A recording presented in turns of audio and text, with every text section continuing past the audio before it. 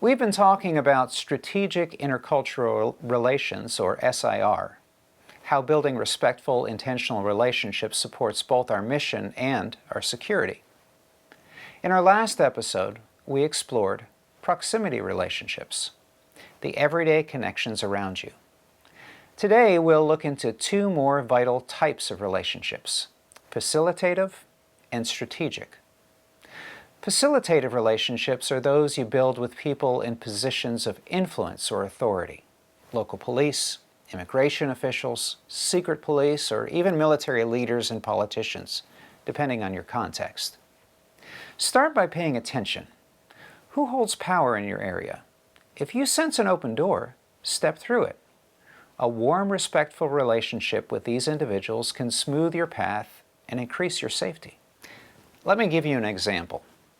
In one country, Kim and I became friendly with the local police who handled residence visas.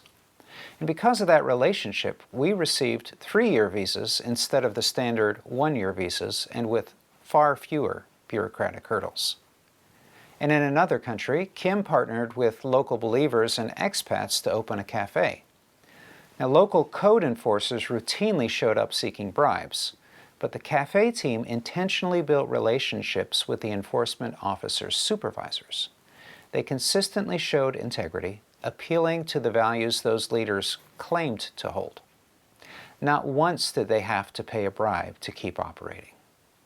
These relationships work best when they're authentic, not manipulative. Be consistent, be honest, be honorable. These connections can make all the difference when things get complicated. Now, let's talk about strategic relationships. These are relationships with people or groups that may be opposed to your work or even to the presence of expats in general. Now, why would we pursue this? There's 2 reasons. First, it's dangerous when opposition groups and expats share space without any relationship, because each assumes the worst of the other. And it's less dangerous when even a minimal connection exists. Some form of relationship helps shift perceptions. Now, these connections might be direct or indirect, but either way, you want to be known as a person of peace, someone honorable in the community, even by those who disagree with you. Of course, a word of caution.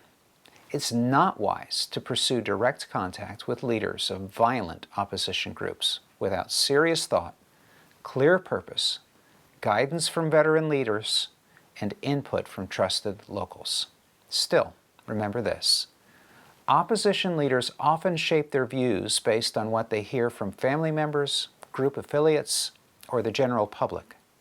So even indirect relationships can change how you're seen and whether you're targeted. Being seen as a person of integrity, even by those who oppose your message, can be one of your strongest defenses. So, now you know. Facilitative relationships help smooth your work. Strategic relationships help shape how others perceive you, even those who may not welcome your presence.